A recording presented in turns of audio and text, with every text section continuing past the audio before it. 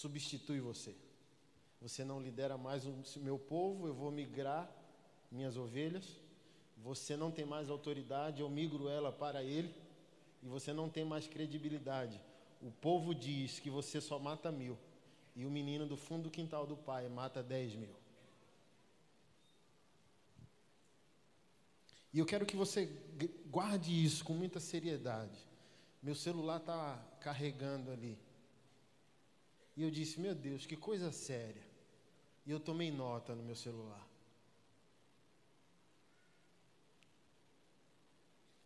A partir de 2020, você será testemunha de um dos maiores níveis de santidade que a igreja já viu. E para que isso aconteça, Deus precisa cobrar o que ainda não foi cobrado. Você quer ver como nós suprimimos a verdade pela injustiça, como diz Romanos 1? Criticamos o erro e não vivemos o acerto. Condenamos o pecado e não vivemos em santidade. Dizemos ao mundo sobre o pecado deles, mas quando voltamos para casa, escondemos os nossos.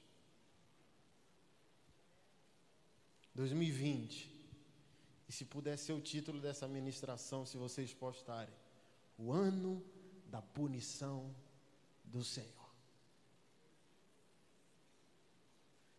Se você perguntar para mim, qual é a minha convicção? Pastor Anderson, o que está no teu coração?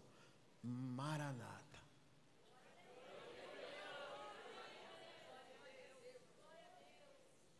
Mas o nosso grande problema é que nós fizemos uma caricatura do nosso Deus, como se Ele fosse todo amor e não fosse todo Senhor. Como se Ele nos deixasse para sempre fazer o que quisemos e como bem entendemos, se não tivéssemos que dar uma resposta adequada a Ele. É a geração que abraçou o vinde a mim, mas é a geração que não experimentou o ai de mim. Os meus olhos viram o Rei, o Senhor dos exércitos. Então você não é transformado quando Deus te ama. Você é transformado quando você dá uma resposta a esse amor. O amor não transforma. É isso que vai ser cobrado em 2020. O amor de Deus não transforma ninguém. O que transforma as pessoas é a resposta que elas dão ao amor de Deus. Deus ama todos nós. Deus ama até quem vai ser julgado eternamente no inferno. Deus ama todos nós. Então não é o fato de Deus te amar que Deus te transforma. Porque ao abraçarmos exclusivamente só o amor de Deus, nós celebramos uma graça que perdoa, mas não celebramos uma graça que transforma. E se a graça que te perdoa não é a graça que te capacita para uma vida em santidade na presença de Deus, não é graça. Porque graça de Deus não é para você viver uma vida no diminutivo. Graça de Deus é para você viver uma vida no aumentativo. Deus não espera menos de você do que o discípulo de Moisés deu para Deus.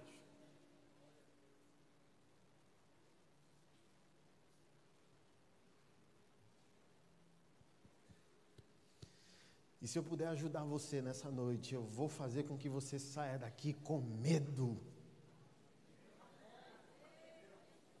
Porque eu prefiro deixar você triste por uma noite e feliz eternamente.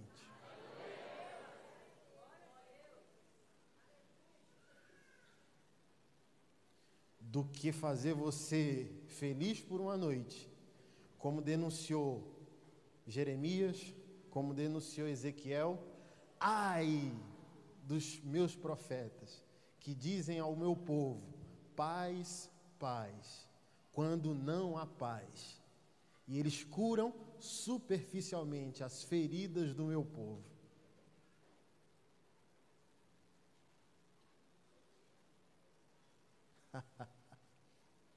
Sorria, é uma noite de boa notícia. Jesus está voltando. É uma boa notícia. E uma péssima, porque ele está muito bravo com aquilo que não fizemos. E o que não fizemos também é pecado.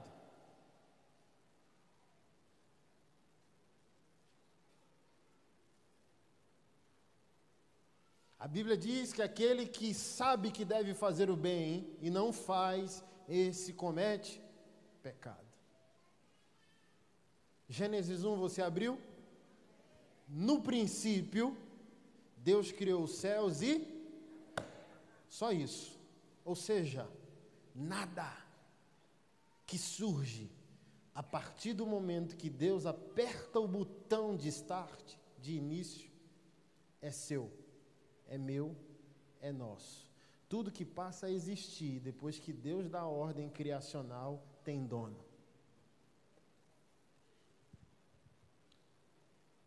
Nada do que está com você é seu. Seu filho não é seu. Seu casamento não é seu. O trabalho não é seu. O dinheiro não é seu. O ar não é seu. O pulmão não é seu. Deus deu a ordem. E tudo veio a existir. Portanto, tudo tem dono. Por isso que ele está nervoso. Por isso que ele vai julgar. Por isso que ele quer prestação de contas. Nada é seu.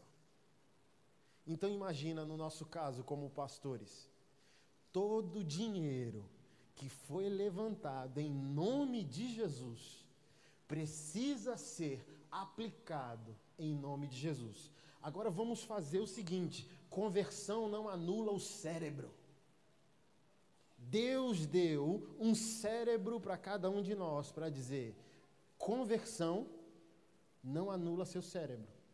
Pensar uma dádiva ao ponto que eu dei um para você. Então use bem. Vamos pensar, ok?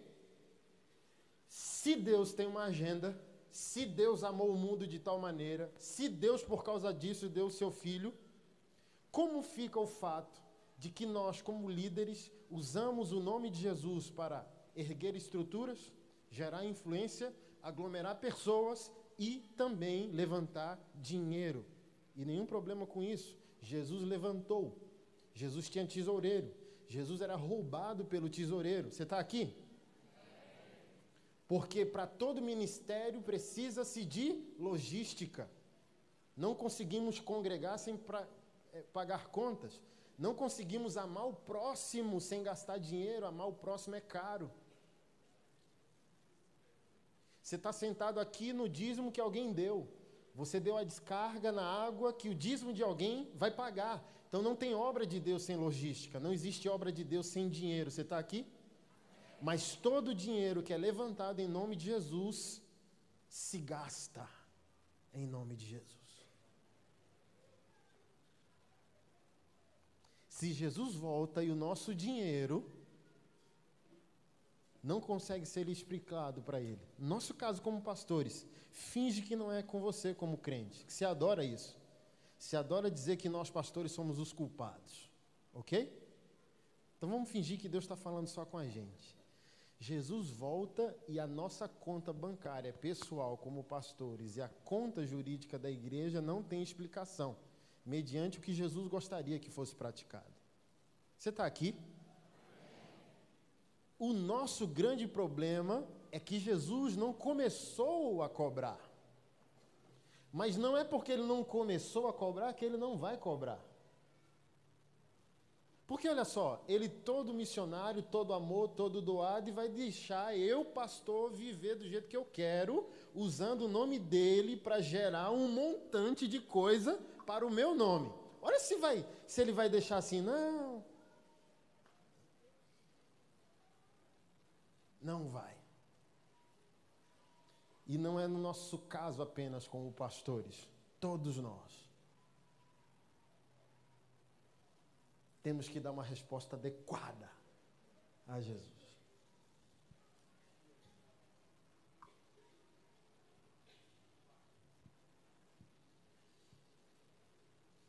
Amanhã eu vou gravar alguns vídeos para a gente refletir sobre o amadurecimento da igreja. Perguntei lá, o que você acha, perguntei na minha rede social, sobre pastores e bandas cobrarem para pregar? Mas também fiz outra pergunta, o que você acha sobre igrejas que não honram pastores e bandas que convidou para pregar? Estava com o pastor Luiz Hermínio conversando sobre isso, né? Porque uma reflexão dele é, há quem pague porque há quem cobre. E eu fiz outra reflexão, há quem cobre porque há quem desonre. São dois irmãos gêmeos.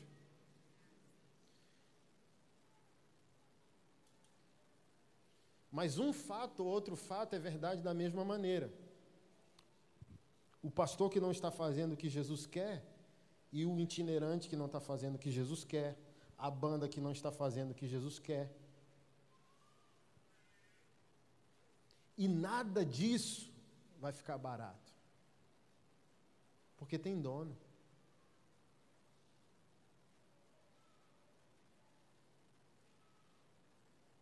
É porque o juízo não veio e a gente fala, não é tão grave.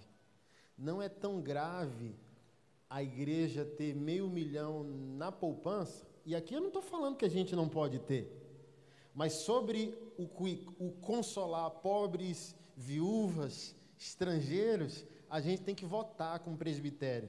Tem dinheiro e agora a gente vai votar para ver se cuida das pessoas. É isso que muitas igrejas estão fazendo. O dinheiro está lá, mas o amor não. E para praticar o amor tem que votar, e a maioria ganha. Hã?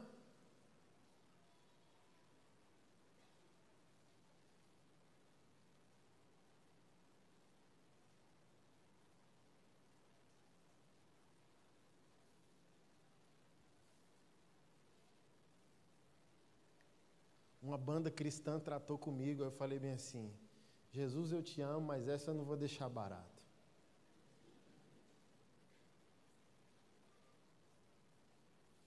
Olha, se a minha oferta não tiver na minha conta, no próximo minuto, eu não subo na aeronave. Aí eu liguei. Não, mandei, a gente conversou pelo WhatsApp. Aí eu falei, traficante trata com mais respeito a obra de Deus.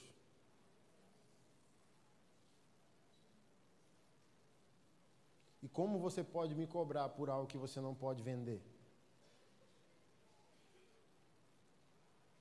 Ou você vai subir naquele altar para me vender o tempo de adoração que você vai dar a Deus e ao povo de Deus?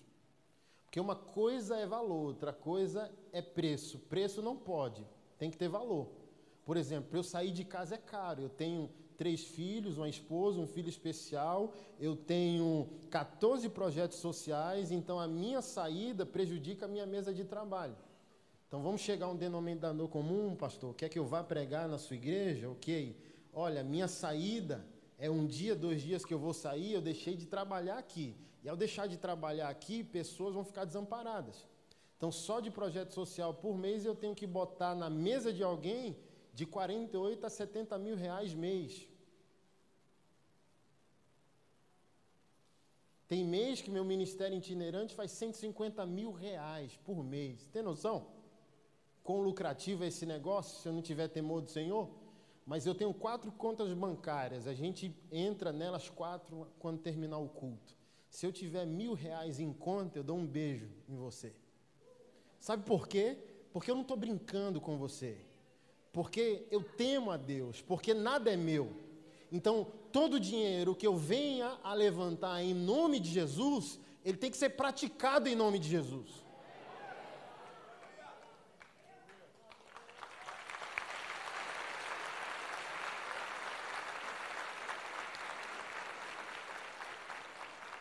E por que nós, como povo de Deus, não está discutindo isso?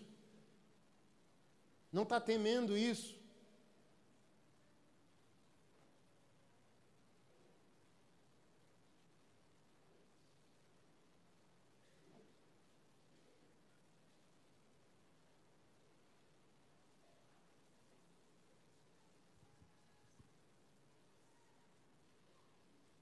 Por que não?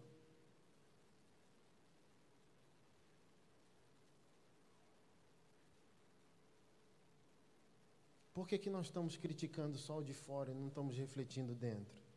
Porque o mesmo homem que diz que ser homossexual é pecado sai de um culto como esse para ver pornografia em casa.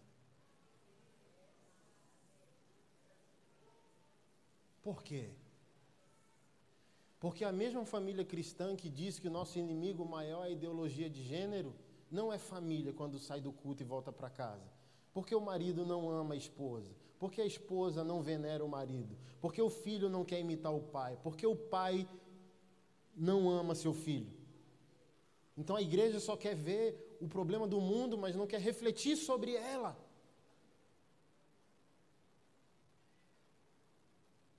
Seu calcanhar de Aquiles. E o mundo faz essa cobrança. Como que vocês podem se opor a nós e vocês não vivem a verdade na totalidade? Só vivem parcialmente. Tudo isso é errado que eu falei, e pecado. Mas essas pessoas não estão tirando nada de nós se nós estamos vivendo o Evangelho. Pelo contrário, a gente está usando nossa vida, nosso testemunho, como prova que Deus é bom, que a igreja é a ação contínua de Deus no mundo, que o Evangelho transforma, que o Espírito Santo habita em nós. Então, eu te digo que você está errado, mas a minha vida te capacita a viver a verdade, porque eu estou vivendo a verdade. Porque a gente usa Romanos 1 para dizer que o gay está errado, mas Romanos 2, no verso 1, Paulo pergunta, por que no 1 você disse como não se deve viver e você vive da mesma maneira, de uma outra forma? No 1, o crente diz, ser gay é pecado. No 2, eu estou vendo pornografia como homem de Deus. E aí? Coar mosquito e engolir camelo? 2 pesos e 2 medidas? Lê Provérbios? Abominação ao Senhor. 2 pesos e 2 medidas. Pegar pesado para o outro, pegar leve para mim.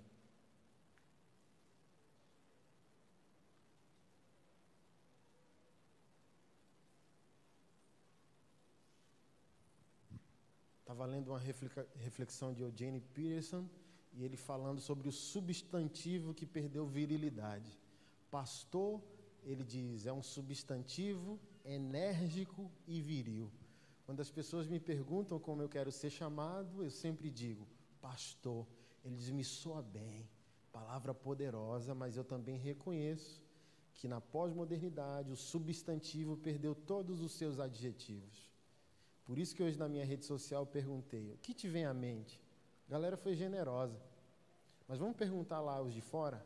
O que te vem à mente, a primeira palavra, nos 5 primeiros segundos, quando se ouve? Pastor, igreja. Consequentemente, lá fora se perdeu adjetivos. Primeira compra de som grande que eu fiz para a nossa igreja em Brasília, a gente gastou 50 mil reais. Foi um dinheirão na época. Sofri para pagar, tremi, cheque após cheque, cheque após cheque. Quando eu paguei o último, o dono da loja chorou. E eu disse, oxe, macho, por que você está chorando? E ele foi lá no fundo da loja, pegou. Hoje ele é falido, a loja fechou. Ele pegou um bolo desse tamanho da minha mão, de cheque, sem fundo, dado só por pastores. Os pastores quebraram a loja do cara. E ele chorou dizendo, obrigado por cumprir sua palavra.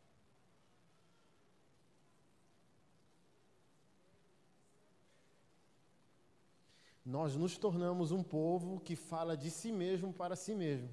É assim que está a nossa fé. Quem somos nós? Fazemos eventos, cultos e conferências para falar de nós para nós, sem querer perguntar o que a cidade está pensando de nós. Se a abertura de um bar talvez não é mais celebrada que a abertura de uma igreja. Se a sua igreja fechar, ela faz falta? Se você mudar de bairro como um crente, você faz falta? Se você sair desse emprego que você está, você faz falta? Você está aqui me ouvindo, está fazendo falta a alguém ou favor a alguém?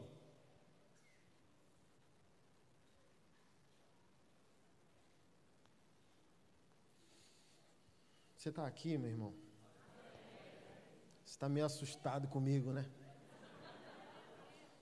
Eu sempre reclamo com Deus, reclamo com a minha esposa que eu queria só um chamado gospel. Que não fala essas coisas é complicada demais falar. Queria ir, deixar o povo feliz, pegar a minha oferta e ir embora. E falando essas coisas, eu só volto se o pastor for crente. Se não for, eu não volto mais.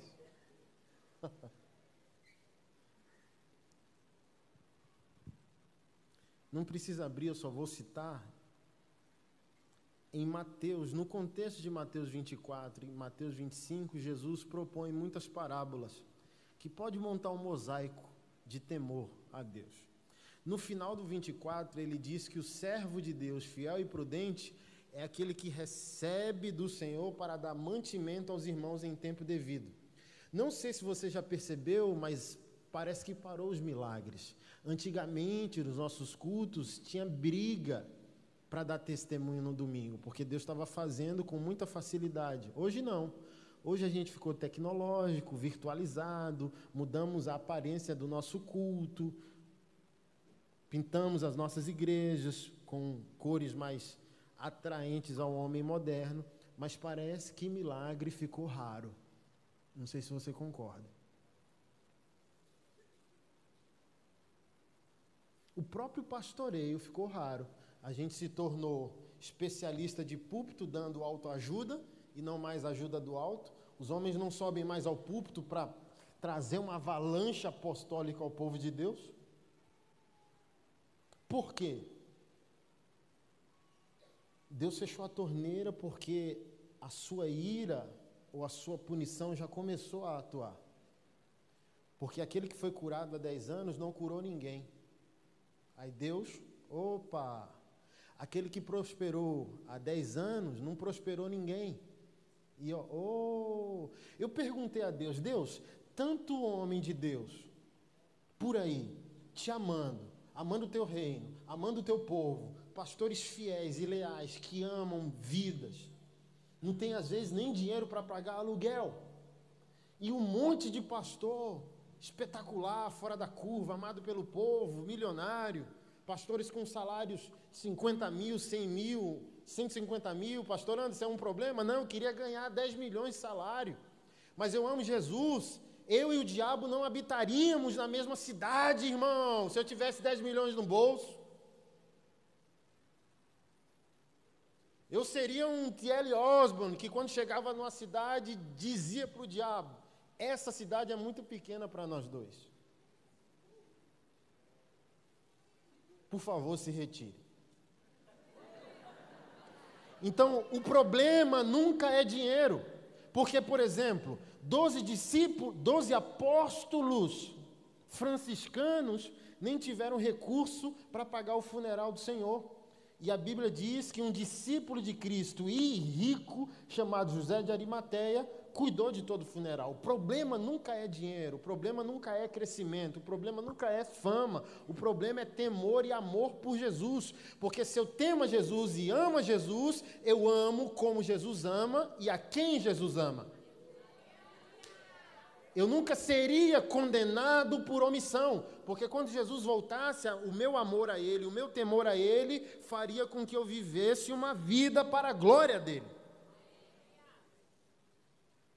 Mas eu perguntei, por que pequenas igrejas, pastores tão apaixonados, às vezes não têm o dinheiro para pagar o aluguel? E um monte de pastor grande, 1.000 membros, 2.000, 3.000, 5.000, 10.000, 20.000, não consegue ter compaixão de uma viva alma, não consegue pagar um boleto de uma luz, de uma ovelha dele que está atrasado, porque diz, falta de fé. Aí o Espírito Santo disse, quer entender mesmo? Quero. Senta aqui. Deixa eu explicar para você. Todo pastor começa bem. Todo pastor um dia foi extravagante em oração, extravagante em paixão, extravagante em evangelismo, extravagante em amor às vidas, extravagantes em amor ao reino e não à placa da sua denominação. Todo pastor um dia foi extravagante com dízimo, extravagante com oferta, extravagante com um monte, lembra? Não tem mais, irmão. Vou entrar aqui na internet para ouvir o pastor Anderson. Antigamente vamos para o monte, não que o monte é mais especial que o quarto, mas era uma ruptura do cotidiano que provava que o crente queria mais. Então, o poder não está no monte, o poder está na decisão de se isolar e querer mais de Deus. O propósito, o jejum.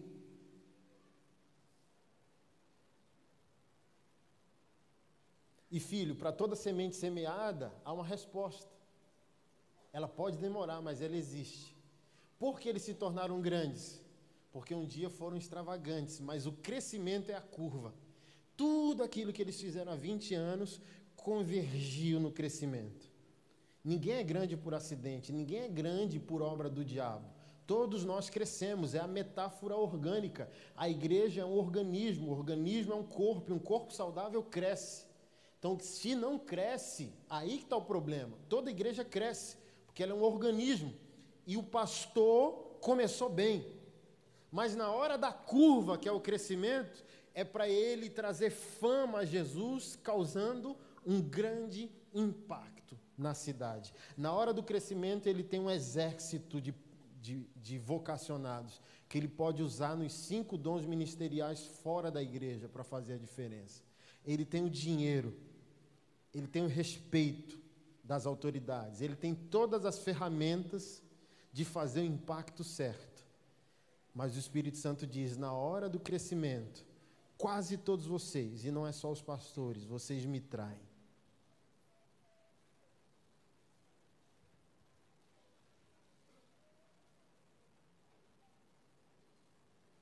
Esse quer o exemplo?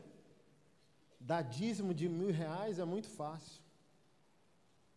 Se tivesse aí no seu bolso o dízimo de 100 mil, você daria? Porque quando você deu o dízimo de 100, Mamon não se apresentou, qualquer um dá, qualquer criança dá o dízimo de R$100. Você está aqui? Mas no dízimo de 100 mil, Mamon surge e faz com que você passe a fazer as perguntas que não fez antes. Dizimando R$100, você nunca perguntou para onde ia o dinheiro. E agora diz, não vou dar, não sei o que está sendo feito.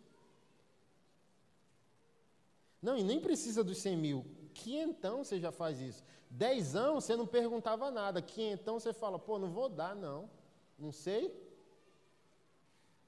Então não é apenas nós, pastores, que estamos nessa situação. Todo o povo de Deus está nessa situação. Todo o povo de Deus precisa e será investigado pelo Senhor. Em tudo. Eu contratei a empresa de um irmão para fazer um evento nosso, e o irmão teve a cara de madeira de perguntar, pastor Anderson, com nota ou sem nota?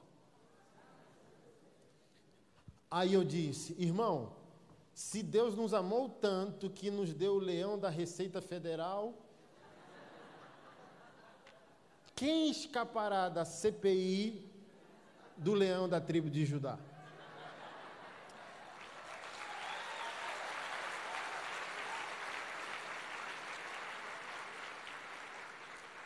Aí eu falei, é melhor pagar o imposto para o leão da Receita do que você deixar o leão da tribo de Judá zangado. Porque fui eu, nordestino, criado sem pai, passei fome metade da minha vida, e a cada ano Deus vai prosperando. E a contadora vai mandando o imposto. E nessa hora a gente vê que Mamon existe. Porque na hora você diz, eu não vou pagar o imposto para um país que não funciona. E o Espírito Santo diz bem assim, você decide. Ou você se alegra de ter prosperado tanto pelo meu dom, ao ponto de conseguir pagar imposto, ou você fala para nós que você está insatisfeito e a gente devolve você para o Nordeste para você passar fome.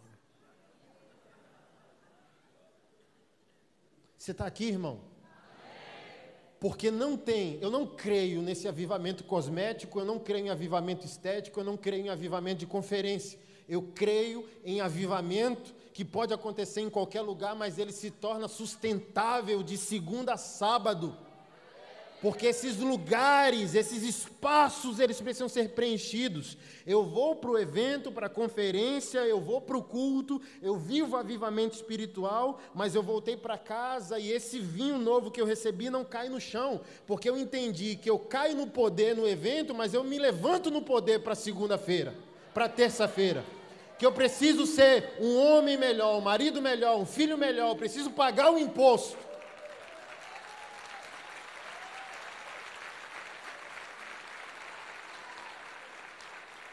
Eu preciso ter o caráter das pequenas coisas.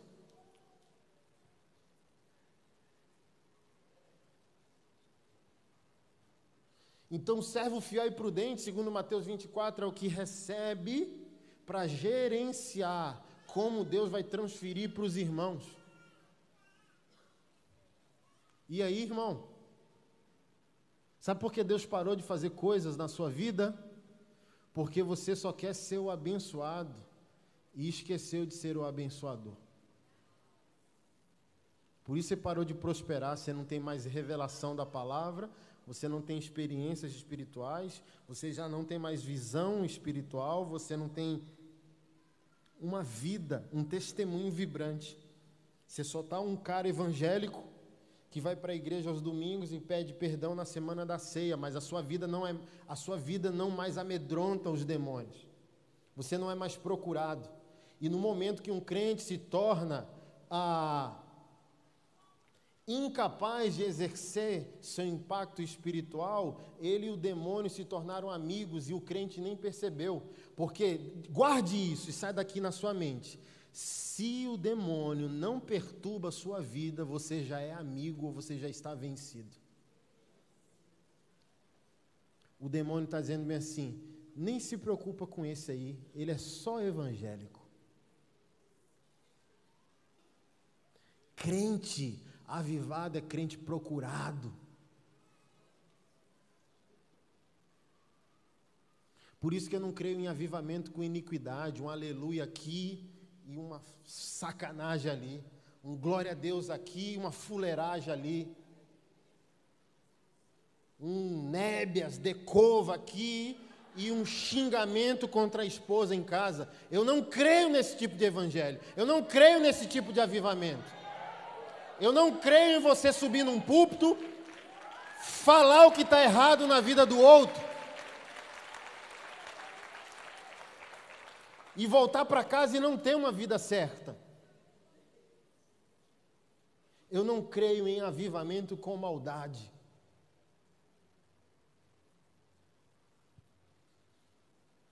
Eu uso a política para avaliar o nosso comportamento. Crente vibrando a morte por preferências políticas, como se comemora um gol do Flamengo. Que avivamento é esse? Que nação do avivamento é essa? Mais um CPF cancelado. Bandido bom é bandido morto. E olha que eu sou a favor disso, irmão. Mas deixa eu falar, teve aqui do lado, Rio de Janeiro, o menino, o jovem morto pelo sniper. Você está aqui? As duas coisas são evangélicas e bíblicas e não são contradizentes. O jovem precisava ser abatido, Romanos 3, é Bíblia e Evangelho. Aquele jovem precisava ser abatido. Está na palavra. E eu vou dramatizar a situação. Você é crente avivado e você é o sniper. Você está lá em cima do carro do bombeiro, mirando no jovem que está colocando 37 destinos em risco. E você tem Romanos 13 em mente.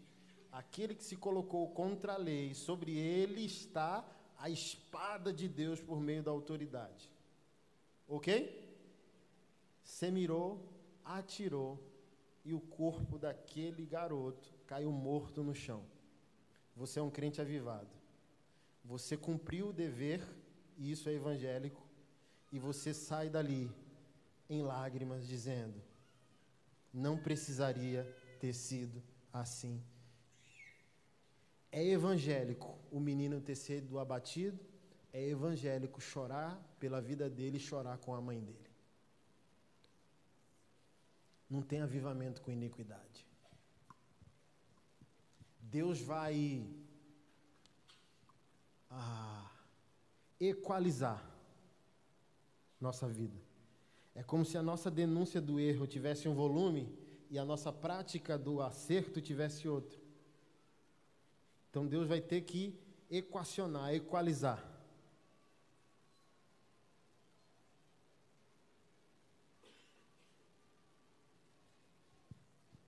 E quando você entra em Mateus 25, você vê ali um tripé problemático.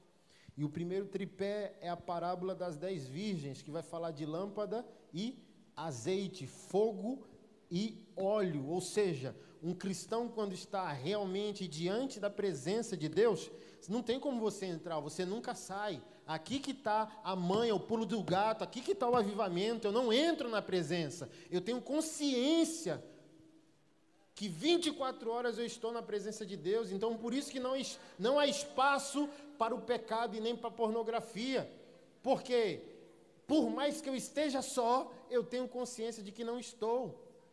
Não só eu estou acompanhado, como eu sou habitado por uma presença constante. Então Jesus não pode voltar e me pegar. Pera aí, eu preciso colocar a minha vida em ordem, eu preciso... Não. Se você está avivado, você está disposto, você está sendo surpreendido cotidianamente. Jesus, qual é a surpresa para amanhã, sexta-feira? O que o Senhor vai fazer? Eu estou aqui, disponível, usa-me, conta comigo.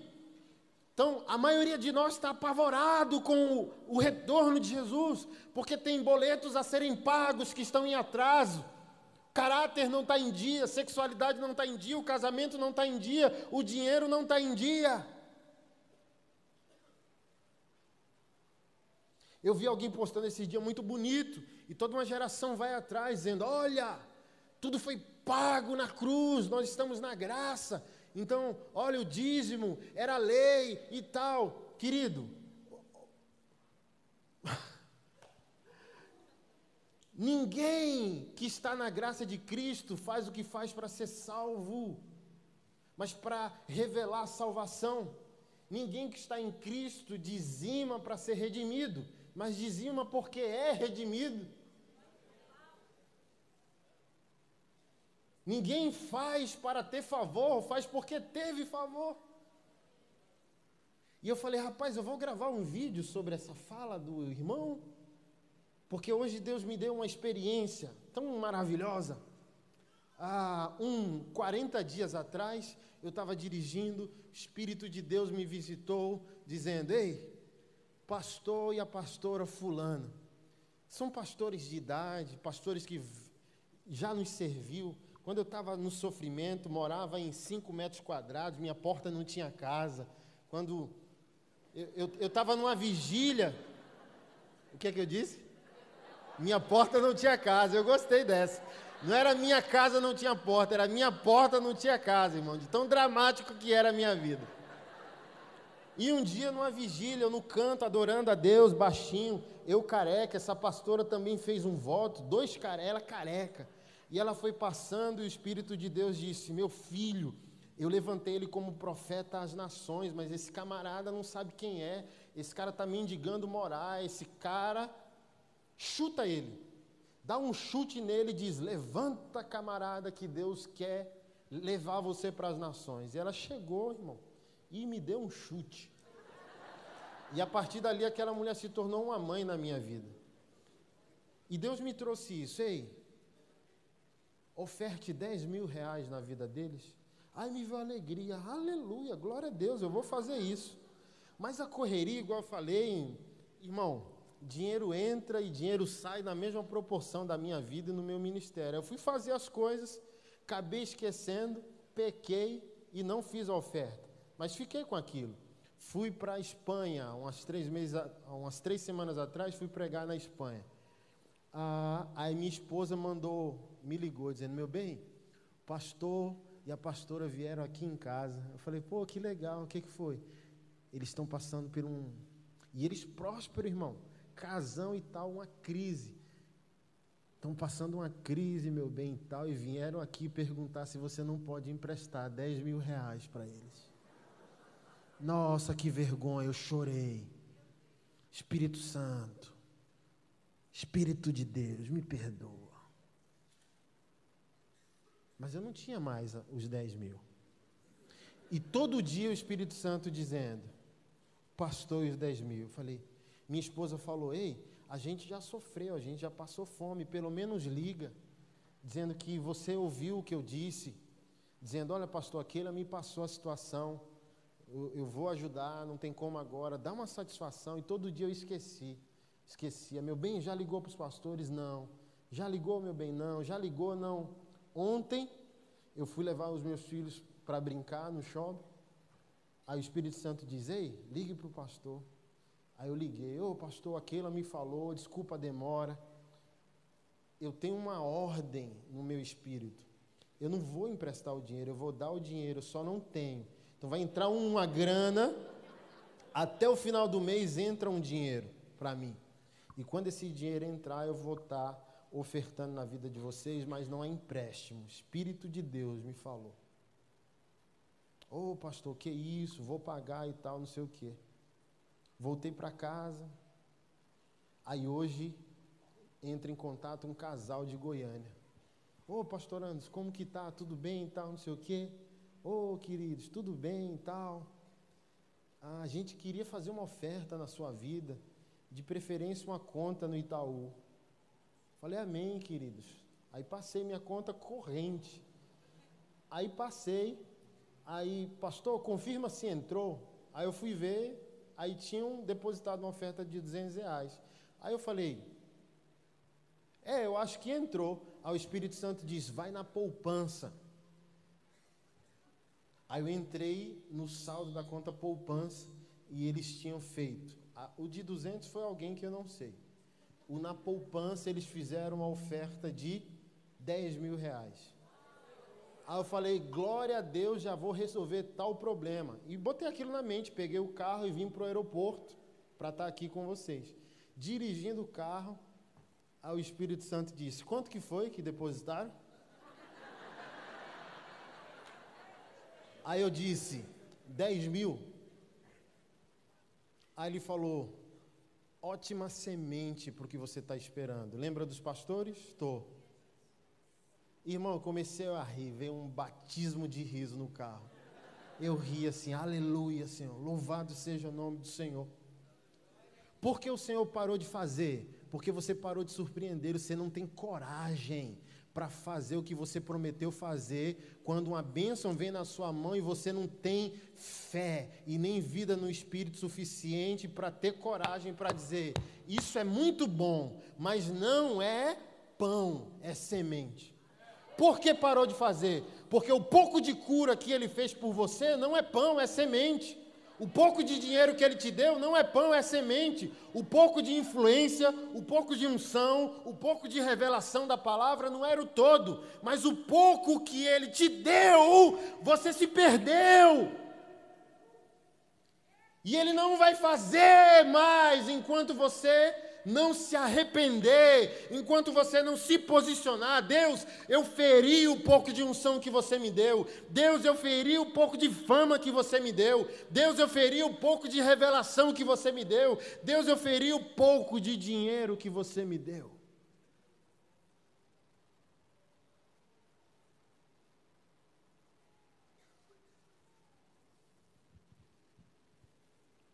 E você vai ver gente do fundo do quintal do pai, assim, ó, bum.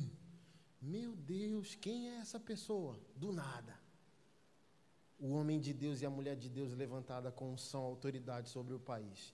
Meu Deus, eu vi aquela pessoa passando fome. Pois é, abri uma empresa. Deus está zangado. Deus vai tirar de alguns de nós, que não seja você. Deus vai tirar de nós tudo.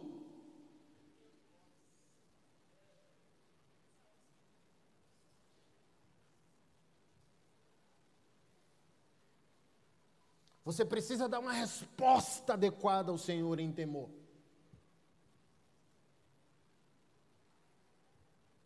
Como eu falei da minha história no Nordeste, e a cada ano que passa o Senhor me desafia.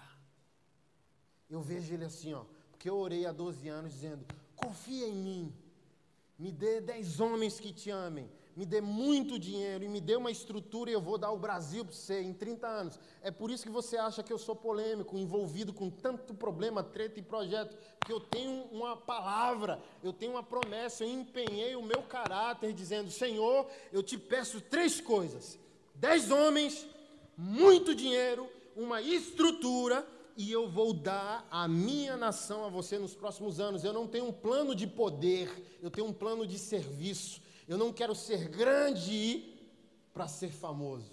Eu quero ser grande para ser o primeiro servo. É por isso que eu julgo que o meu dinheiro tem nome.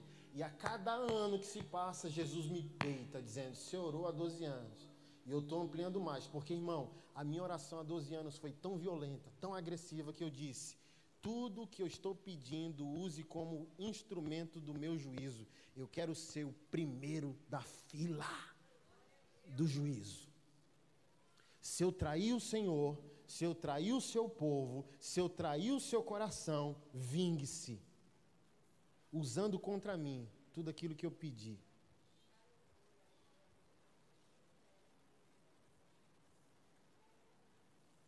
Eu estou parando minha agenda gospel, irmão. Só vou sair de casa se valer a pena. Mas eu não estou abrindo mão de 5 mil reais, irmão, por mês. Eu estou abrindo mão de 100 mil, 150 mil mês. E quando eu encontro alguém aleluiado no caminho, já recebi ofertas de 500.000, 400.000, 1 milhão. Mas pode pegar o extrato da minha conta. Não tem um centavo lá. Porque o meu dinheiro tem dono. Porque eu tenho dono. Porque ministério não é carreira, ministério não é empreendimento pessoal, ministério é o sangue de um Deus santo, entregue por um povo que Ele ama como propriedade dEle. E o meu medo, dizendo, e agora? O que será de mim? O que será de quem depende de mim? Tem gente no sertão, tem gente na África que depende de mim para comer. Aí me liga um pastor de Londres, dizendo, tudo bem, pastor? Preguei lá esse ano e ano passado. Tudo bem. Nós estávamos numa reunião na Ucrânia. Tu sabe onde é a Ucrânia? Eu não sei não também. E um grupo de empresários ucranianos perguntaram se a gente conhece alguém no Brasil que é apaixonado por Jesus e ama a justiça social. Aí a gente na hora disse, conhecemos, chama Anderson Silva. Então vocês podem trazer ele para a Ucrânia, para a gente fazer uma reunião. Vamos ligar para ele para ver se ele, né?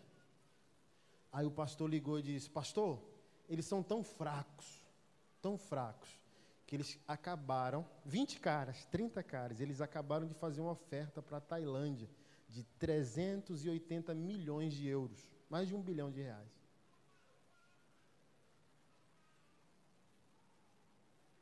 E você, pastor Anderson? Irmão, quando eu me converti só tinha um folheto com um demônio dizendo, procura-se Anderson Silva. A cada ano que passa, não é mais panfleto, irmão, é outdoor. Não porque é plano de poder. Líderes no Brasil estão falhando e pecando com o Senhor porque eles crescem em nome do reino, mas tem um plano de poder por trás, criando mecanismos que não funcionam. Eu não quero ter um plano de poder, quero ter um plano de serviço. 1 bilhão de reais, o nível de dignidade social da igreja, comigo, é 1 bilhão de reais que tem dono e destino. Eu fui pregar na igreja do pastor Luciano Subirá semana passada, que é uma semana lá, lançando um livro que eu estou lançando aqui hoje também. Aí eu tive uma reunião no hall do hotel. Aí acabou um senhor, grisalho, pastor Anderson. Aí eu falei, pô, cansado, né? Será que o irmão quer conversar? Meus neurônios já foram. Estou bugado, não consigo conversar com ninguém. Cara, eu ia atrás de você, eu estava ansioso para dizer onde que esse cara mora. Te conheci pelo YouTube e tem uma ordem no Espírito. Comprei uma terra e essa terra está cheia de pedras preciosas. E ore por mim, porque daqui a 3 dias eu vou para a Itália e tem 130 bilionários querendo comprar as pedras preciosas da minha terra. E qual é a ordem do Espírito que eu tenho em seu favor? Espirrar o dízimo todo na sua vida. Porque você sabe o que fazer. Sabe qual é a minha oração diária? Deus, eu oro por uma conversão mundial e milionária de recursos. É por isso que eu não sei onde é a Ucrânia. Mas Brasil e Ucrânia, para o anjo do Senhor e Espírito do Senhor, é assim, ó. Ei, há um cara no Brasil que lançou a semente certa e a colheita dele está na tua conta e você não pode reter. Então eu vou colocar alguém que conhece ele, que vai tirar de você. Olha que doideira. Esse casal de Goiânia ofertou os 10 mil, mas os 10 mil não era meu. Eles não conhecem os pastores e sem o mediador, o dinheiro nunca chegaria aos pastores. Então o Senhor não queria me dar 10, o que o Senhor queria dar 10 aos... É aqui, coisa linda, que você está caído. Você quer para si, mas você não quer para ser canal.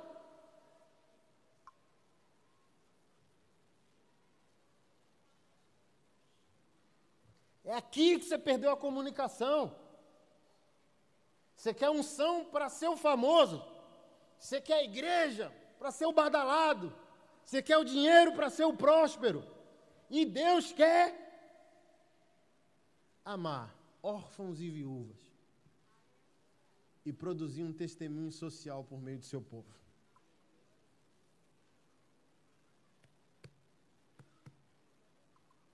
Paixão. Parábola das 10 virgens. Parábola dos talentos, uma administração adequada daquilo que não é nosso e é do Senhor, e o final é o juízo entre ovelhas e bodes. Ovelhas cobriram, vestiram, visitaram e alimentaram o Senhor, bodes não. E Deus perguntou, e o bode e a ovelha perguntou quando foi. É aqui que a igreja está adormecida. Ela diz, eu só vou praticar o bem se eu tiver certeza que essa vida vai converter. Não é comum para a igreja praticar o bem e a justiça e o amor como adora. A igreja não considera que a justiça é um atributo da santidade dela. Então ela só ama o perdido. Vamos botar o gay, que é uma figura complexa do nosso amor. Eu amo o gay com prazo de validade. Vou amar você até aqui. Você tem que converter. Se você não converter, eu não te amo. Perda de tempo. Não quero nada com quem não quer nada. Não é assim? O texto de Mateus 25 não está questionando quem converteu ou deixou de converter. O texto de Mateus 25 está questionando o DNA de quem deveria ter feito. O cara do semáforo, o texto não está perguntando se a esmola vai converter ou se a esmola vai ser usada em crack. O texto de Mateus 25 está perguntando se você, como um cristão, evidenciou quem você é através da prática da justiça. Então Deus não está preocupado simplesmente com quem converte ou deixou de converter. Ele está preocupado se o povo dele é o que diz que é, o que prega que é. Você é amor, sou. Onde que está a prática? Se é justo, porque essa é a equação. O perdoado perdoa, o amado ama, o santo santifica, o justificado pratica a justiça. É aqui que a gente está adormecido. A gente está condenando o mundo por algo que a gente não produz a prova contrária. Se nós fomos amados por Deus, o que nós devemos fazer? Amar. Se fomos perdoados por Deus, o que devemos fazer? Perdoar. Se fomos santificados pelo Filho de Deus, o que nós devemos fazer? Santificar. Se nós somos justos, justificados, o que nós temos que fazer? praticar a justiça como um atributo natural da nossa santidade.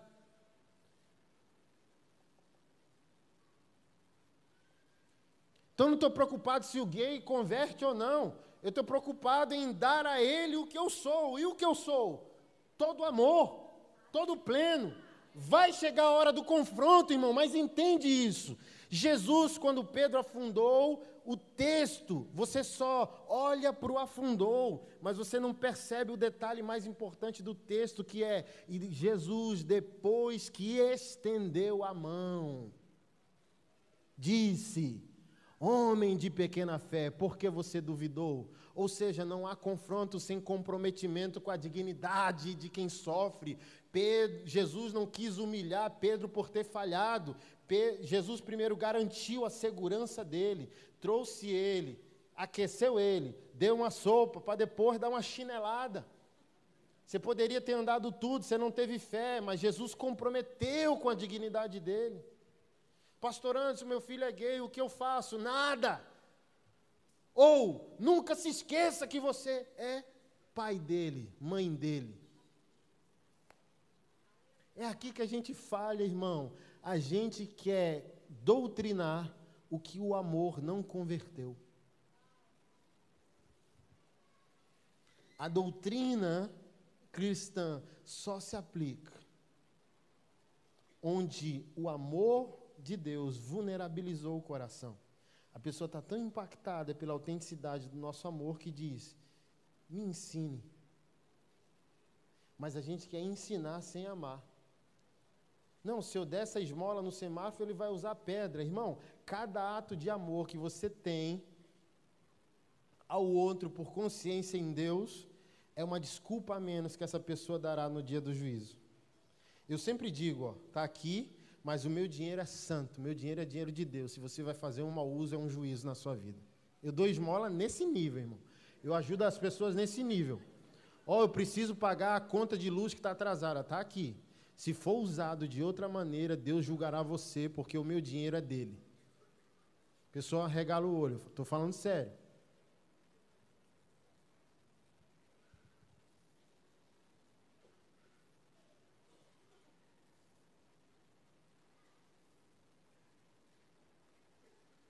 O Senhor me falou isso no hotel. Diga à igreja brasileira: o Senhor está dando a última chance aos senhores da igreja. Você vai ver, irmão. Você vai lembrar desse tatuado ano que vem. Você vai ver pastores com estruturas vazias.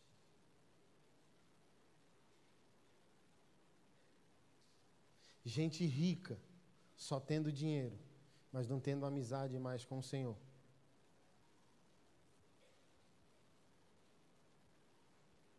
2020 vai ser o início da alvejar o vestido da noiva de Jesus.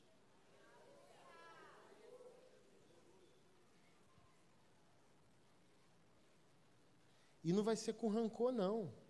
Não é com rancor, não. É com adoração, é com temor, é com plenitude, mas vai acontecer. Vai acontecer.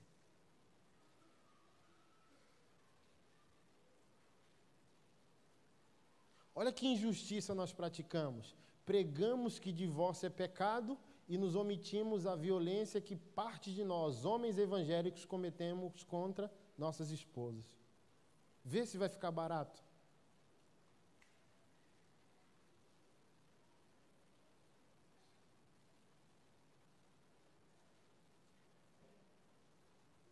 Quem você pensa que é? Para dar um glória a Deus num culto e gritar com a filha de Deus em casa. Ela não é sua mulher apenas. Ela é filha do Deus vivo e o Espírito de Deus que habita nela arde em ciúmes. Quem você pensa que é? Que direito você acha que tem sobre ela? Quem te iludiu que ela é tua propriedade?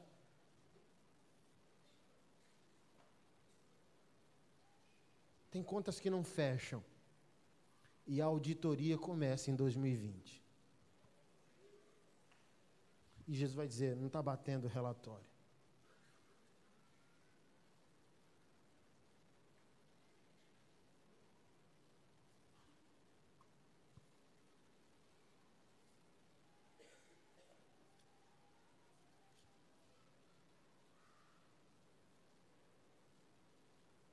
Eu só quero citar para você Jeremias, para você poder ter um bom sono nessa noite.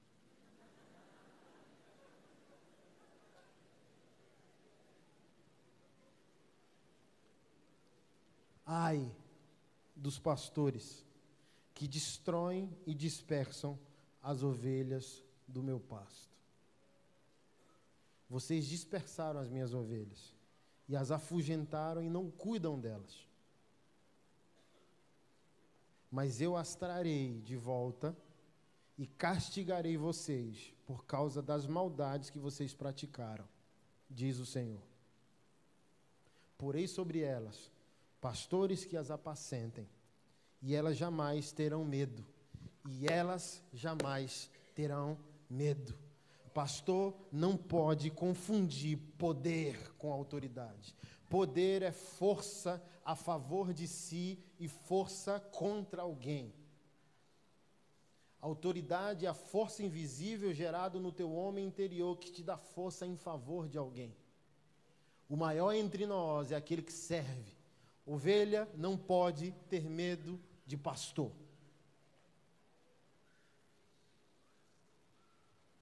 Pastor é pai, pastor é cuidador, pastor é próximo, pastor é amigo, pastor é um substantivo com muitos adjetivos. Porei sobre elas pastores que as apacentem, e elas jamais terão medo, nem ficarão assustadas.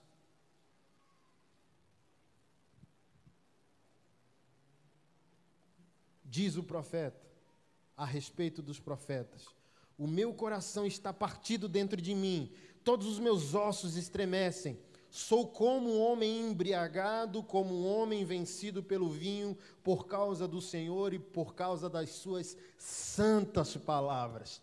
Porque a terra está cheia de adultérios e chora por causa da maldição divina. Os pastos do deserto estão secos, porque o modo de vida deles é mau e o seu uso da força não é reto. E o seu uso da força não é reto. Nós precisamos usar tudo que somos para produzir consolo ao mundo.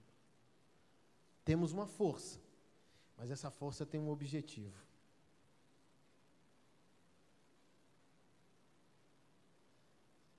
Amamos uma marcha para Jesus, não para servir, mas para demonstrar a unidade que revela que também temos poder. Temos que marchar com o fim de servir a cidade e não mostrar poder sobre a cidade.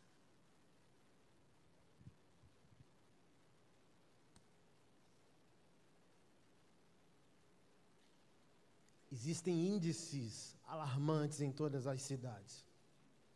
Vocês possuem índices alarmantes. A ponte de vocês é um índice alarmante. E eu não falo isso para condenação, eu falo para o encorajamento. Nós vamos orar aqui, irmão. Não é sua culpa, mas é sua responsabilidade. Ei, a fome, não tem esse papo socialista dizendo: olha, come tudo que está no prato, tem crianças passando fome na África. Não, irmão, não quero comer, vou jogar fora mesmo, uma coisa não tem nada a ver com a outra. Você não precisa se sentir culpado, porque não é culpa sua, mas é responsabilidade sua. Você está aqui? Socialismo e ser franciscano é a vontade de Deus, é para viver bem, comer bem, ter um carro bom, uma casa boa, vestir bem, comprar um perfume cheiroso. Não é sobre isso que eu estou falando. Não fomos chamados a viver com culpa, mas fomos chamados a viver com responsabilidade. Não é culpa minha, mas é responsabilidade minha. Nós temos que equacionar, equalizar a sintonia do que estamos falando e do que o mundo entende. Olha como seria diferente a igreja condenando o pecado da homossexualidade sem ter a contra-ataque, porque ela é coerente na prática da justiça. Discutindo com o homossexual e diz: vocês são contra a gente adotar, né? Sim, claro. A gente, sei lá, a gente estava no Ministério de Direitos Humanos do governo e a gente num diálogo com o pessoal de esquerda E o simples diálogo fez com que nós entrássemos num acordo e vamos fazer um evento, onde liberais sobem e detonam os conservadores, conservadores sobem, detonam os liberais, no final todo mundo sobe e diz, e agora em que concordamos? Só esse estamos em paz e não em guerra fez uma parte da galera do movimento gay entender que o direito ao casamento, o direito ao respeito da dignidade do homossexual adulto tem que ser preservado. Se alguém sofre porque é gay, está errado. E o Evangelho luta pelo direito da pessoa. Mas eles concordaram com a gente que ideologia de gênero para a criança é violação de direitos humanos. Que a criança não tem toda a capacidade cognitiva, ela não tem uma cosmovisão de vida coerente para dizer com 5 anos eu sou pansexual, eu sou transexual. Então olha que vitória. Casa, irmão. Dizer que ser homossexual é pecado não é homofobia para um crente equilibrado, é declaração de fé, é o que a Bíblia diz. Irmão, eu gostaria que fosse de uma outra maneira, não estou preocupado no que você faz, como você vive da maneira que você quiser. Então é a minha fé que diz, assim como, olha que interessante, todo mundo quer meter o louco em cima da igreja, que a igreja é homofóbica, mas não está nenhum casal gay pedindo para a mesquita islâmica casar, porque toca bomba na galera. Então não é para viver com culpa, é para viver com responsabilidade. Olha, assim como esqueci lá o pastor da mesquita lá islâmica, não vai casar 2 homens, 2 mulheres, a igreja também não. Então não é homofobia, é fé. O Islã não crê e a igreja também não crê, não porque não queremos crer, mas porque não somos permitidos a crer. Nossa fé é clara. Porque, por exemplo, a galera quer, só abrindo esse parênteses, construir uma sociedade plural sem ser plural com o direito do contraditório. Se é plural ao ponto da igreja poder dizer, é pecado. Isso é uma sociedade plural. Mas voltando à ponte, não é culpa nossa, mas é responsabilidade nossa. Quantas vezes você orou naquela ponte? Não se sinta culpado, se sinta responsável. Quantas vezes você foi naquela ponte orar? Quantas vezes você pegou um óleo ungido e foi para aquela ponte orar? Quantas vezes você fez vigília naquela ponte para ver se alguém ia lá para se jogar? Uma igreja no norte fez vigília 7 dias ininterrupto. Ela evitou mais de 200 suicídios. Quando a igreja quer, ela faz. Quando o crente quer, ele faz. Tem um grande homem de Deus que diz isso. Que o egoísmo busca desculpas, atalhos, justificativas, mas o amor cria caminhos.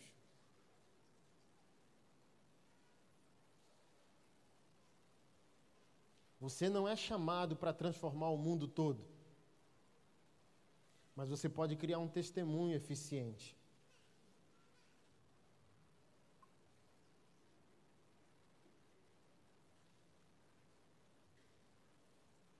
Quantas pessoas estão morrendo nessa ponte? Nós precisamos evitar isso.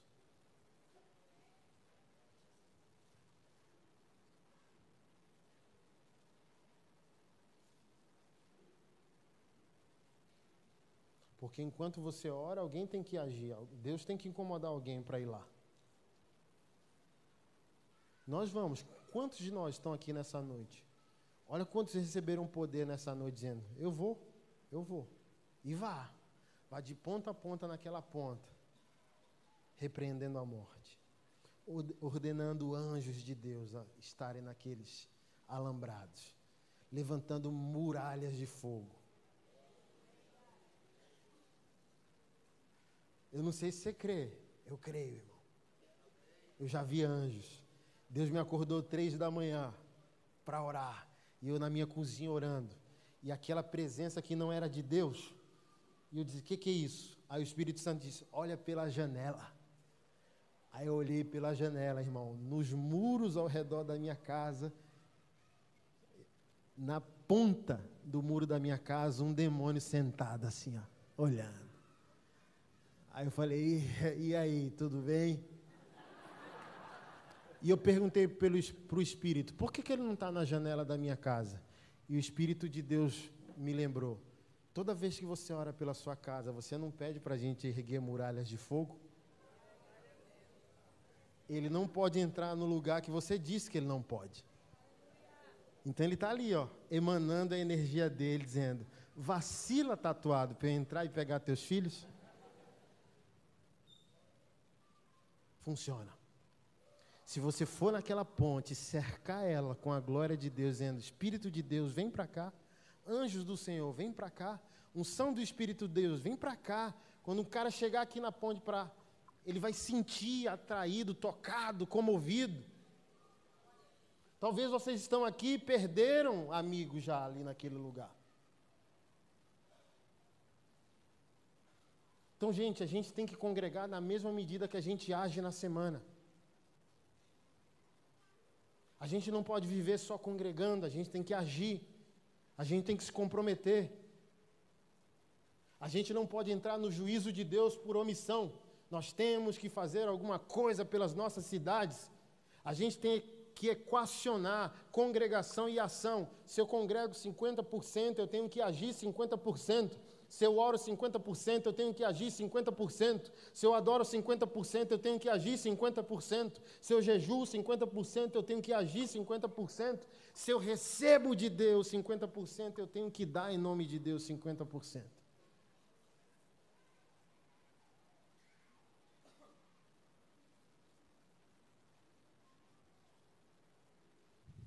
Se você está em crise, imagine eu.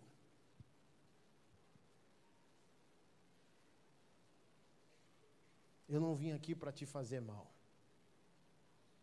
mas eu vim aqui para te incomodar. Eu vim aqui para te deixar em crise. Eu vim aqui para avivar você de maneira sustentável. Eu vim aqui para te dar uma responsabilidade maior. Eu vim aqui para te dar um amor maior. Eu vim aqui para te dar uma compaixão maior. Eu vim aqui para te dar um caminho de prosperidade real.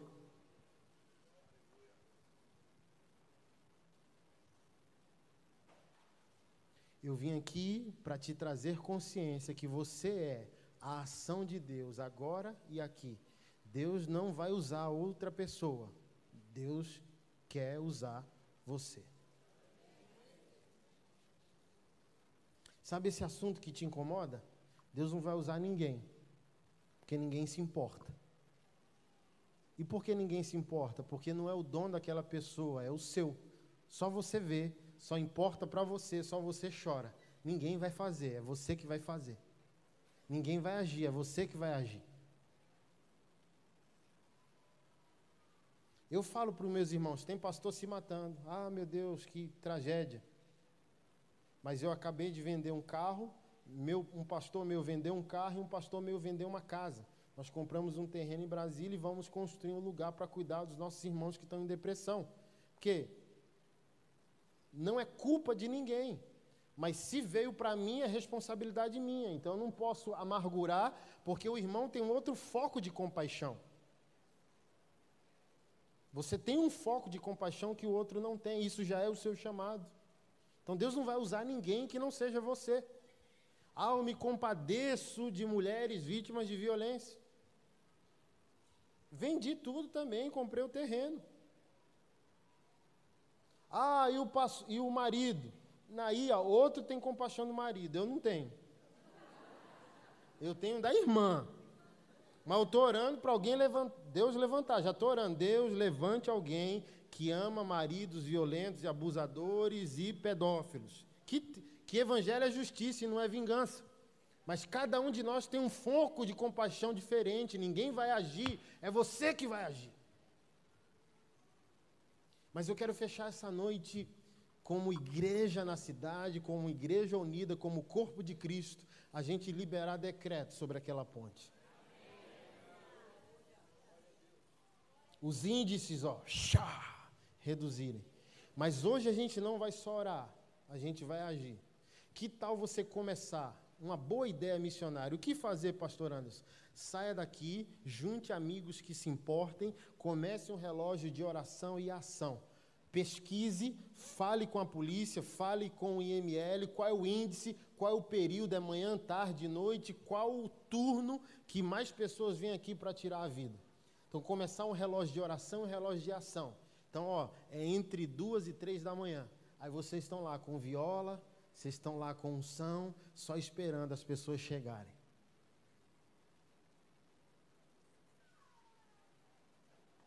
Eu nem queria terminar esse culto, irmão, mas tem que terminar ele. Eu queria ir até 5 da manhã. Ele está aqui.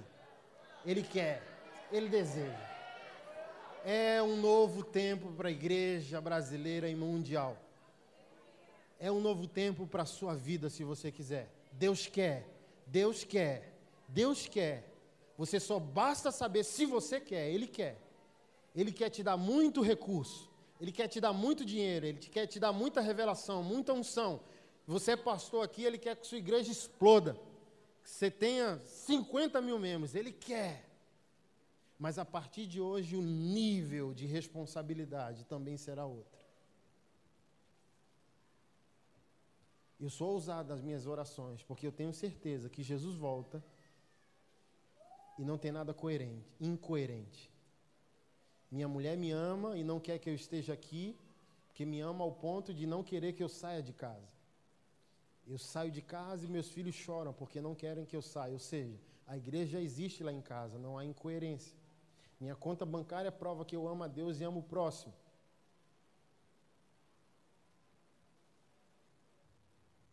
Porque onde há milagres, Deus amplia o nível de responsabilidade e juízo. Não peça milagre, porque quando o milagre acontecer, Deus aumenta o juízo e Deus aumenta a responsabilidade.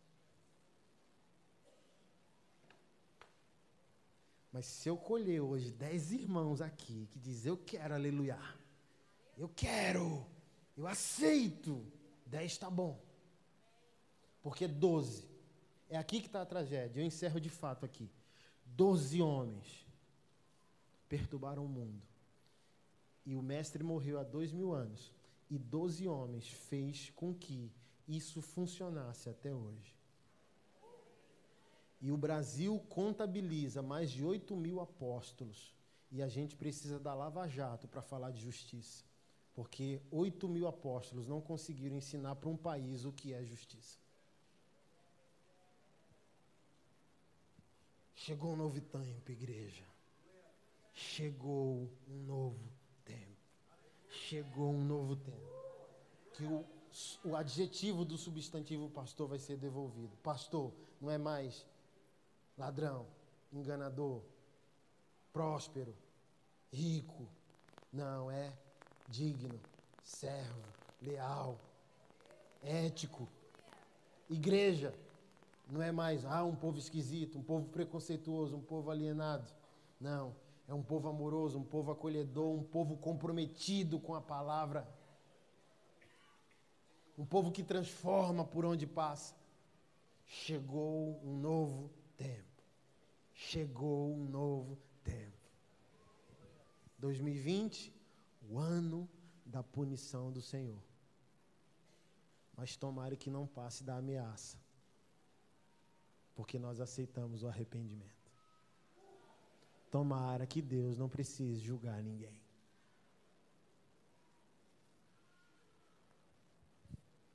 Eu não quero ser julgado. Não sei se você quer. Por isso que eu fiquei feliz hoje dentro do carro com os 10 mil, dizendo, meu Deus, como isso é espetacular, que loucura, o reino, que coisa magnífica. Pastor, qual é a conta? E aí mandei para minha esposa, aleluia, dizendo, meu bem, glória a Deus, e as contas de casa lá tudo atrasado. É 10 mil, não é 10 reais.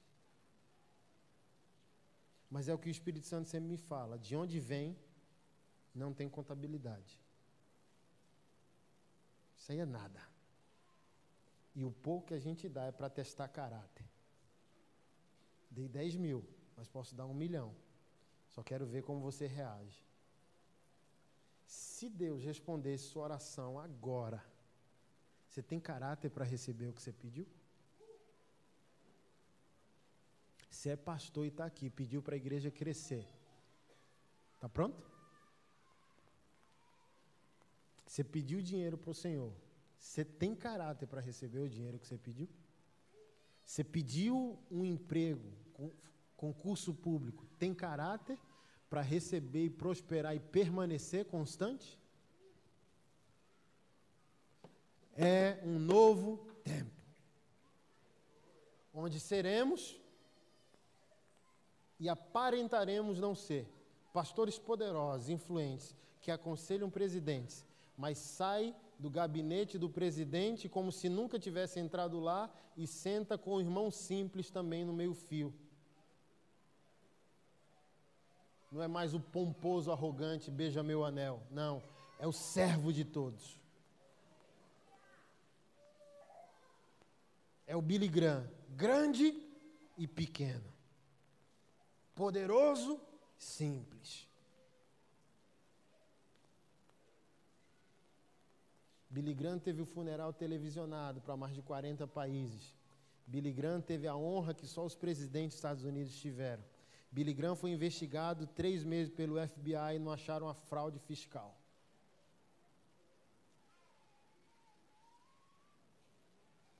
Por quê? Billy Graham amava e temia a Deus. E é o que eu oro com você nessa noite. Ame a Deus, mas o tema. Porque a graça dele não anulou suas responsabilidades.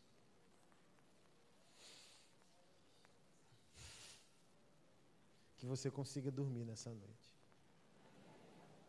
Vamos orar. Deus, a tua igreja está reunida aqui nessa noite. Em todas as cidades existem índices, Pai. E o índice, um dos índices dessa cidade é o alto índice de suicídio naquela ponte. E o Senhor disse em Mateus capítulo 18 que aquilo que a tua igreja concordasse na terra, ligasse na terra, seria ligado nos céus. Que tudo aquilo que a tua igreja desligasse na terra, seria desligado no céu. E nós desligamos aqui na terra, Senhor, o suicídio naquela ponte. Em nome de Jesus, lançamos um decreto. Anulamos o alto índice de suicídio naquela ponte.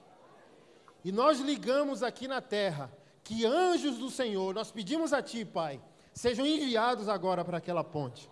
Anjos poderosos, anjos de guerra, anjos com espadas flamejantes, guardando todo o parapeito daquela ponte, Senhor. Nós pedimos que esses anjos ergam muralhas de fogo sobre aquela ponte, Senhor. Que as pessoas que chegarem ali para tirarem a vida sejam afligidas por temor, desespero, porque serão tocadas pelos teus anjos, pelo teu espírito, pela tua bondade, pela tua graça, pela tua misericórdia. Em nome de Jesus, lançamos decretos de vida sobre aquele lugar. Lançamos decretos de vida sobre aquele lugar. Lançamos decretos de vida sobre aquele lugar. Pessoa nenhum, idoso nenhum, homem nenhum, mulher nenhuma, jovem nenhum, adolescente nenhum, tirará a sua própria vida naquele lugar. Em nome de Jesus, selamos isso com o sangue do Cordeiro, com o Espírito do Filho de Deus, e nós colheremos, como igreja triunfante, novos testemunhos. Uma nova história será contada. E muitos dos seus filhos que estão aqui irão se engajar com isso. Em nome de Jesus. Amém. Me dê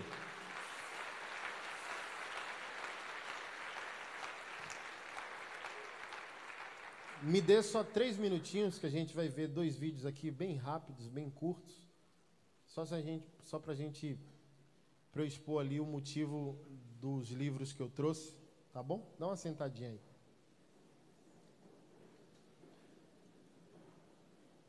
Pode passar os vídeos, por favor.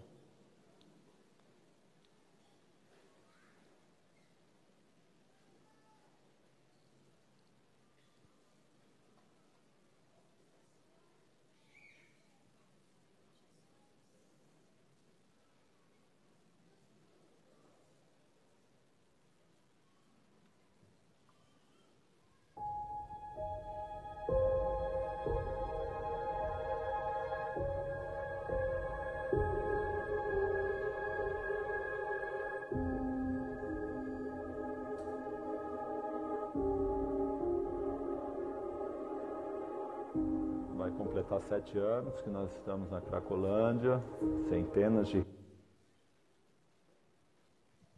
Terra.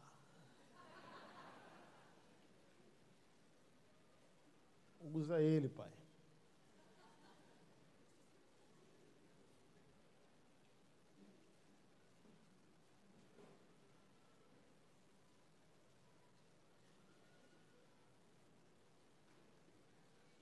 Glória.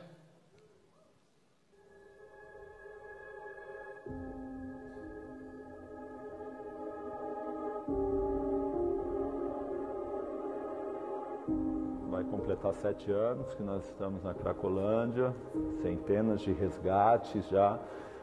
Quando eu digo resgate, não é apenas pessoas que a gente traz para recuperação na casa de apoio, mas pessoas que a gente manda de volta para sua casa. Deus, ele me deu esse nome da pedra para a rocha, que é do crack, para a rocha que, no meu modo de ver, é Deus, Jesus Cristo. Por isso, e assim surgiu o projeto. E esse projeto foi tomando uma proporção que nós não esperávamos e a gente tem tocado.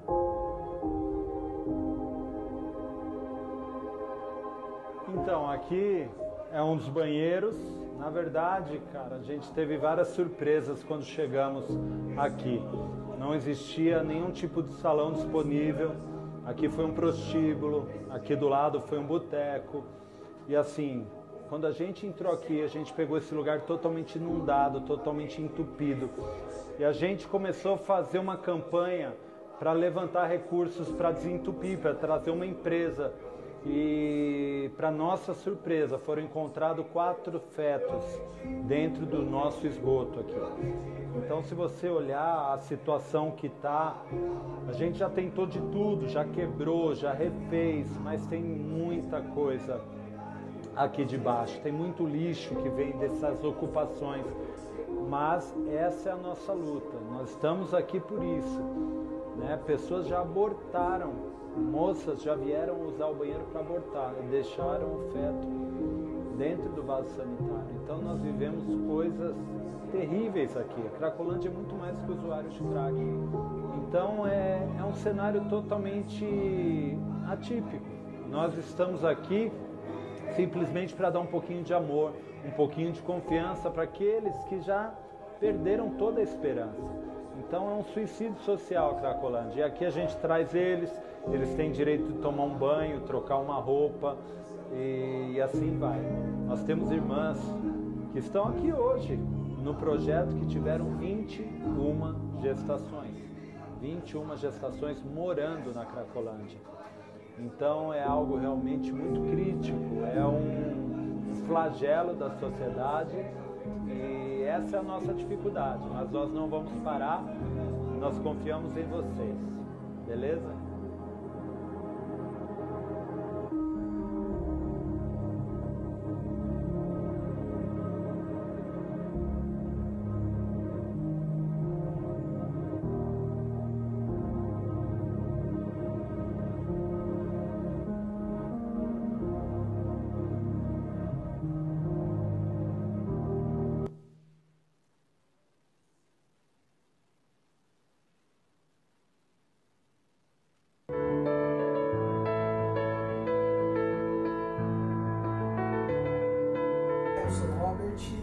Robert Diego, né, como as pessoas me conhecem. Tenho 33 anos, sou daqui do Brasil, sou da cidade de São Paulo. Durante 12 anos eu vivi na transexualidade. Meu nome é Denner, eu tenho 24 anos de idade. Eu fui travesti durante 7 anos da minha vida.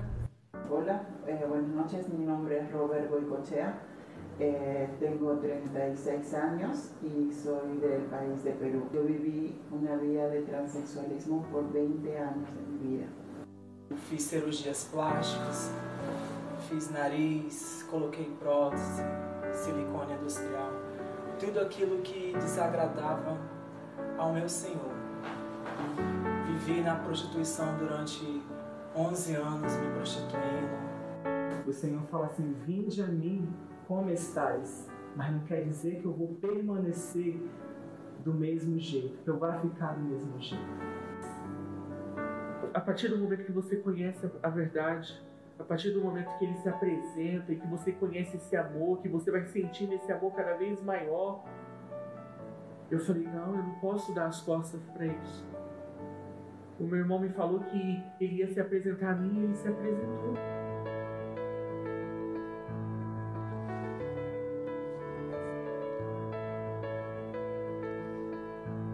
É isso aí, meu povo. É por essa galera que a gente perde o sono.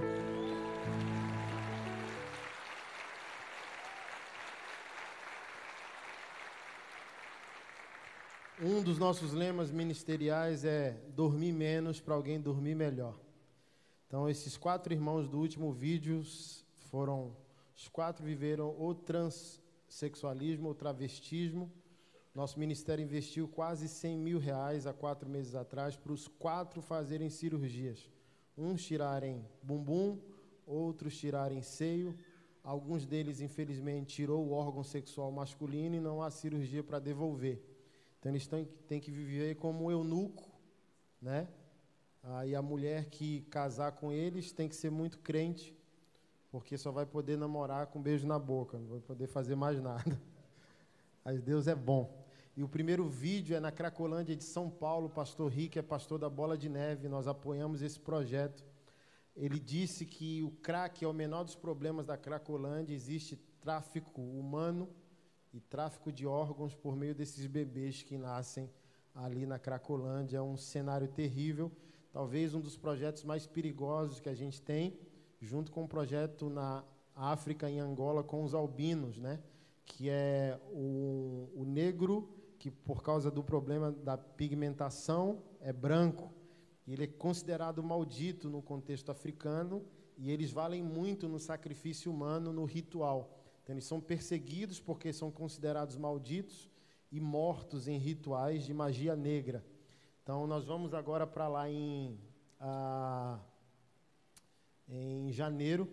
Nós estamos fazendo os nossos eventos, e os nossos eventos ou custam R$10 a entrada, ou um chinelo havaiana ou um protetor solar. Porque a gente vai distribuir havaianas para as crianças na África, porque andar descalço gera os parasitas que matam as crianças, e o protetor solar é para os albinos. Então, ore por nós, a nossa vida está empenhada nisso. Nós estamos desistindo do ministério itinerante para a gente poder amar pessoas como essa, pessoas invisíveis. Eu cansei disso. Na minha conclusão, não vale a pena dar a vida por um sistema que não está glorificando a Deus. Só faz sentido sair de casa se o resultado é esse aqui. É a igreja abrir os olhos para pessoas que ela ainda não enxergou. Se eu vou sair de casa para botar o meu rosto num cartaz, não vale a pena. Porque tem gente de verdade, sofrendo de verdade por aí. E nós, como povo de Deus, não podemos viver de maneira alienada a isso, tá bom? E nós trouxemos o material, é a sua maneira de ofertar e se engajar com o projeto. Se você quer ser apoiador, você pode fazer isso enquanto você compra o material lá. Se você quer ou tem alguma direção de Deus para fazer algo eficaz, por exemplo, essa semana nós compramos 2 terrenos. Um deles nós vamos construir o refúgio para pastores. A gente vai construir um local de eventos e 20 chalés. Então, a gente vai trabalhar por pequena escala para ter qualidade. Então, 4 vezes ao ano, por exemplo, a gente vai receber, durante 2 meses, um pastor, uma família pastoral em depressão. Chegar lá, vai ter o know-how de spa mesmo, hotel para ser cuidado. Banheira, hidromassagem, psicólogo, terapia, tem uma cachoeira no fundo, vai ter o lugar de pescar lá para relaxar. Então, a gente vai se dedicar a isso. E o outro local é para a gente construir para mulheres vítimas de abuso sexual. Então, se você se identifica e tem um cheque de R$1 milhão para assinar, eu não acho ruim, não. Aí você me procura no final. Se não, qualquer produto que você comprar lá fora, está na praça de alimentação, você, além de estar edificando a sua vida, você vai abençoar, salvar e tocar a vida de alguém, tá bom? Para quem aqui gosta, que é jovem, a gente tem alguns bottoms lá, né? Baratinho o preço. A gente trouxe algumas camisetas, né, também. Tem masculina e feminina. E eu trouxe todos os meus livros. 4 livros que eu lancei até agora. Um deles se chama Manifesto. onde eu falo da maldade da santidade, quando o cara se torna santo para ser fariseu, e ao invés de ajudar pessoas, ele condena pessoas. Então, a santidade má. Eu escrevi esse livro com mais 9 pastores, cada um tem um capítulo aqui, o Felipe Valadão, Davi Lago, o Leandro Barreto, o Vitor Azevedo, Gustavo Paiva, está todo mundo aqui no mesmo livro. Meu primeiro livro, e o mais importante, é Missional, Missionários em um Mundo de Incertezas. Como viver na segunda o que eu aprendi no domingo. Como ser um crente fora da igreja. Como viver um avivamento na segunda, e não só viver ali o contexto de avivamento dentro dos cultos. Como ser um cristão fora. O lançamento do mês, né, que eu disse, Riquezas Amargas, onde eu falo de prosperidade sobre a perspectiva de Salomão, quando ele estava bem e quando ele estava mal. Em Provérbios ele estava bem, em Eclesiastes ele estava mal. Então, Salomão é e será sempre o homem mais rico de toda a existência da humanidade. O homem mais rico do mundo hoje é o dono da Amazon, ele só tem 80 bilhões. Os especialistas confirmam que Salomão, convertida a riqueza dele em moedas atuais, dariam 35 trilhões de dólares. Então, você tem muito que aprender sobre esse homem com prosperidade, mas também tem muito que aprender o que não fazer com ele, porque ele tinha 35 trilhões e perdeu o favor de Deus. Por isso que ele escreveu o livro pessimista de Eclesiastes, dizendo que tudo era vaidade.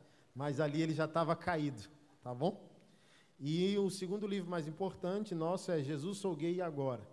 Então, como amar, como confrontar, como discipular os irmãos que enfrentam esse dilema da homossexualidade ou da homoafetividade, tá bom? Todos lá no fundo, vai edificar bastante a sua vida, conteúdo muito poderoso, e você vai estar abençoando, tocando, convertendo a vida de alguém no Brasil ou na África. Deus abençoe, foi um prazer estar com você aqui, até uma próxima.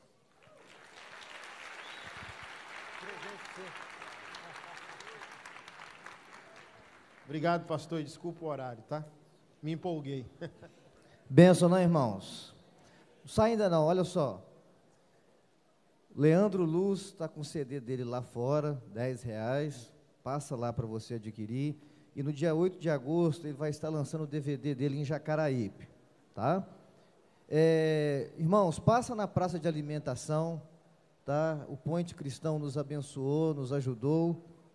E não sai para fazer lanche lá fora, não. Faz aqui mesmo, tá bom?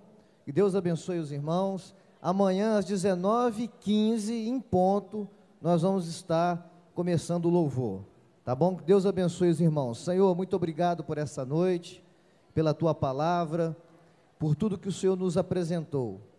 Nós agradecemos a Ti, ó Pai, pela Tua graça, pelo Teu amor, pela Tua repreensão. Obrigado, ó Deus, no nome de Jesus. Amém. Então, amanhã às 19h15, nós estaremos aqui já louvando ao Senhor.